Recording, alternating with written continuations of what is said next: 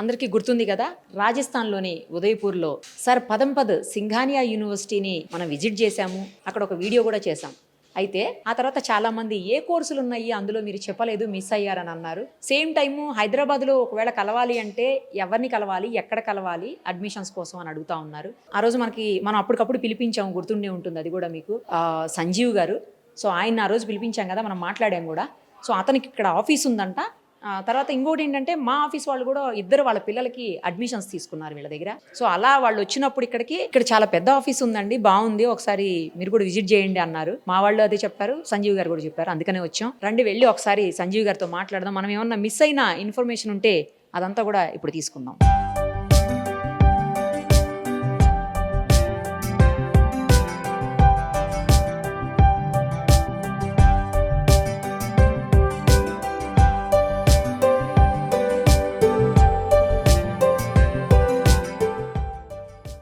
Hi అండి సంజీవ్ గారు, ఎలా ఉన్నారు? నమస్తే. యా అప్పుడు చెప్పాను. తర్వాత మా వాళ్ళు కూడా అడ్మిషన్స్ కోసం ఇద్దరు వచ్చారు. వాళ్ళు కూడా చాలా బాగుంది మేడం ఆఫీసు. కొన్ని మనం ఏంటంటే అప్పుడు మిస్ అయ్యాము, అంటే ఏ కోర్సులు ఉన్నాయి అవి కొన్ని మిస్ అయి ఉన్నాము. అట్ల గురించి కూడా ఒక ఇంటర్వ్యూ చేసేద్దాం. కోర్సులు కూడా చాలా మనకు టైం ఎక్కువైంది చెప్పడానికి. లేదు, ఒక 10 minutes ఓకేనా? రైట్.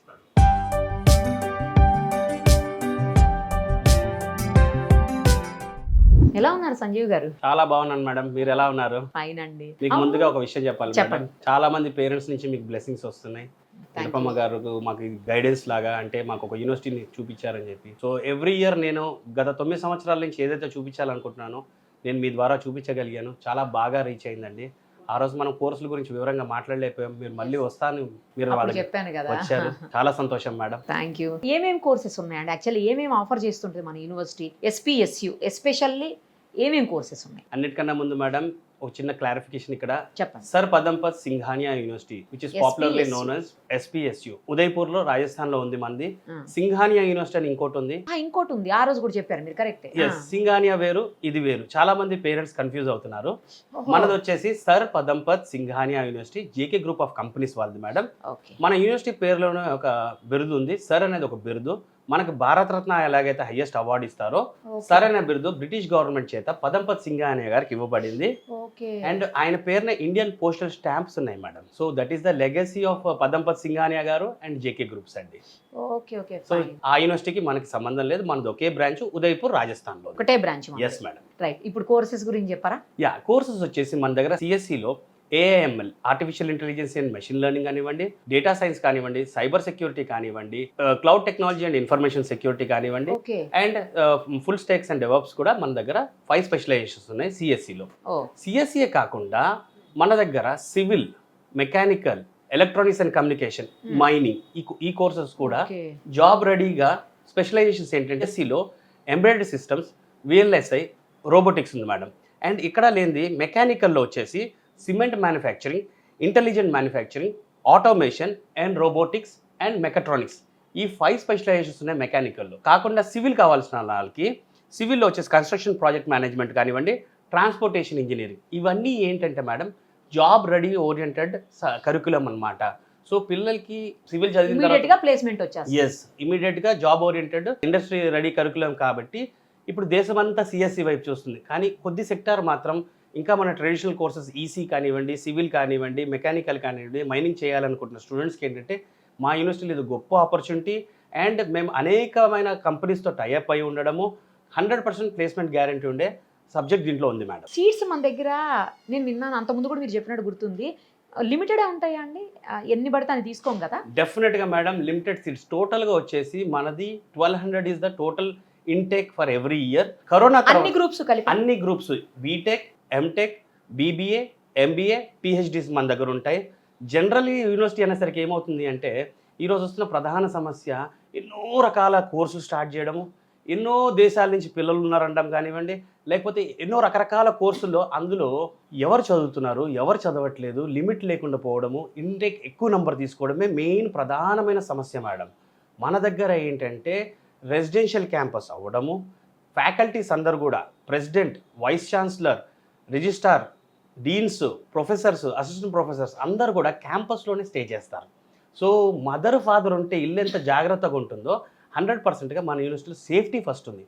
ఈరోజు ప్రధానమైనది ఏంటంటే మేడం, సేఫ్టీ తర్వాతనే కమ్స్ ఎడ్యుకేషన్ అన్న పరిస్థితికి వచ్చింది. అందులో కరోనా తర్వాత పేరెంట్స్ ఆర్ డైరెక్ట్లీ యాక్సెప్టింగ్. అవునండి, మా పిల్లలు మా మాట వినట్లేదు, పిల్లలు ఫోన్లో చాలా ఎక్కువగా ఉంటున్నారు. తరచుగా వచ్చే కంప్లైంట్స్, మా దగ్గర కూడా వచ్చే తరచు కంప్లైంట్స్ ఇవి. మన క్యాంపస్ రెసిడెన్షియల్ అనేసరికి చాలా మంది మక్కువ చూపించడము, క్యాంపస్ అంత మంచి ఇన్ఫ్రాస్ట్రక్చర్ ఉండడము, ఫ్యాకల్టీ కూడా అందరు ఫ్యాకల్టీ కూడా ఐఐటి ఎన్ఐటి బ్యాక్గ్రౌండ్ ఉన్న ఫ్యాకల్టీ, 80% ఫ్యాకల్టీ పిహెచ్డి హోల్డర్స్, తర్వాత ఎన్నో రీసెర్చ్లు ఫ్యాకల్టీ ఎన్నెన్నో రీసెర్చెస్ పిహెచ్డిలో రీసెర్చ్ వాళ్ళకి రికార్డ్స్ ఉండడము. అండ్ తరచుగా పిల్లలు అక్కడ ఎడ్యుకేషన్ చదువు ఆటలు తప్పించి రెండో ప్రపంచం లేదు. అండ్ ఉదయపూర్ కల్చర్ కూడా ఈరోజు కూడా ట్రెడిషన్ మనలాగా ఇక్కడ వేరే వాతావరణము.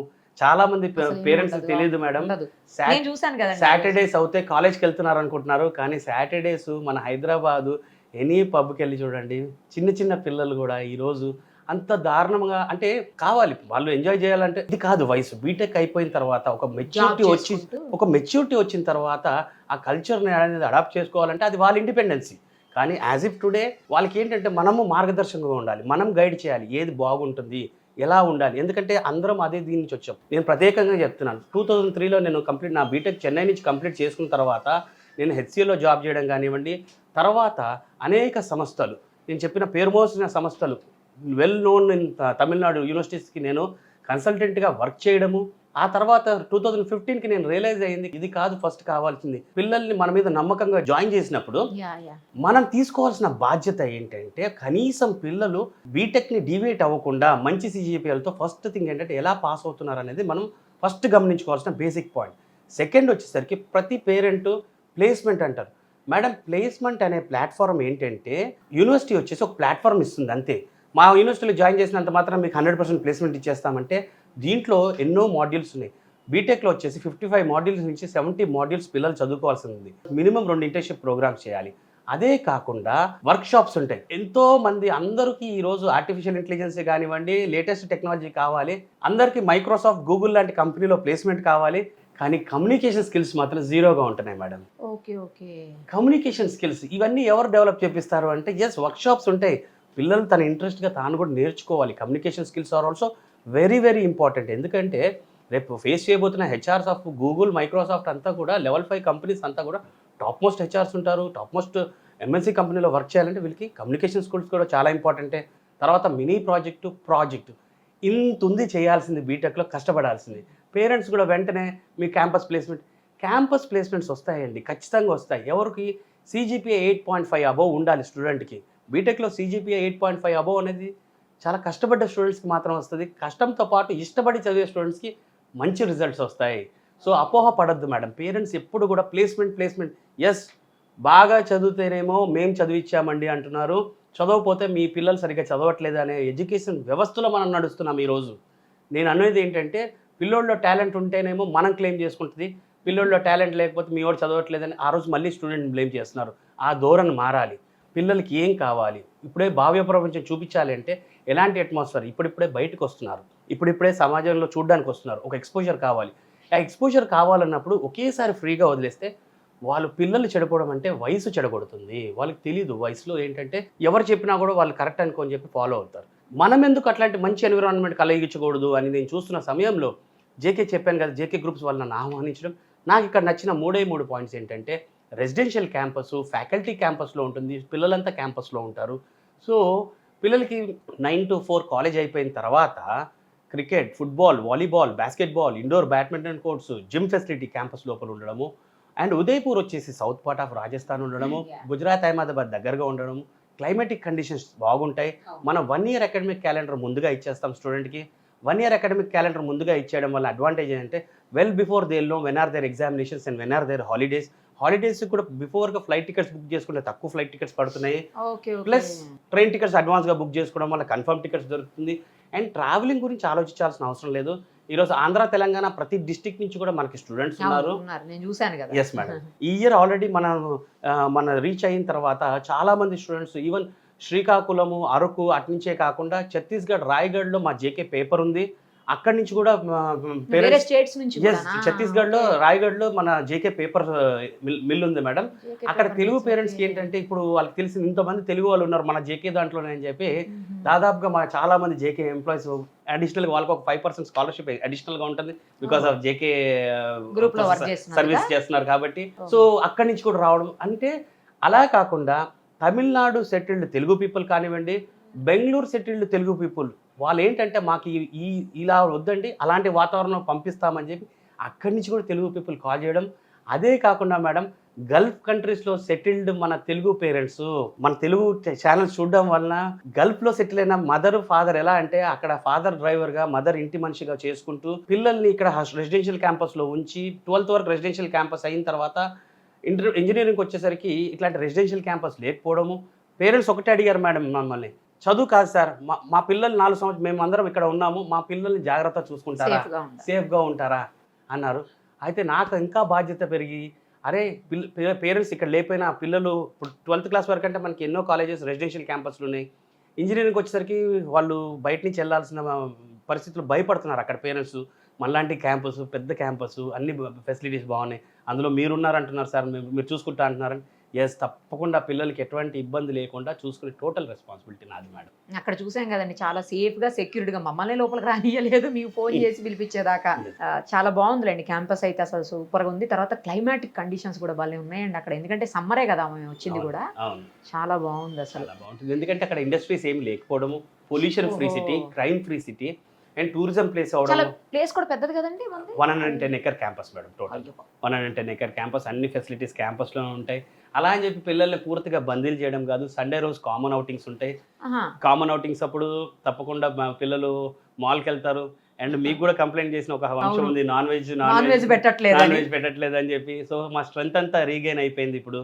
సో స్ట్రెంత్ అంతా రీగెయిన్ అయింది కాబట్టి ఖచ్చితంగా పైన మాకు సపరేట్ మెస్ హాల్స్ ఉన్నాయి వెజ్ నాన్ వెజ్కి. సో పైన నాన్ వెజ్ మెనూ స్టార్ట్ చేద్దామని మా మేనేజ్మెంట్ కూడా అగ్రీ చేస్తున్నారు దానికి.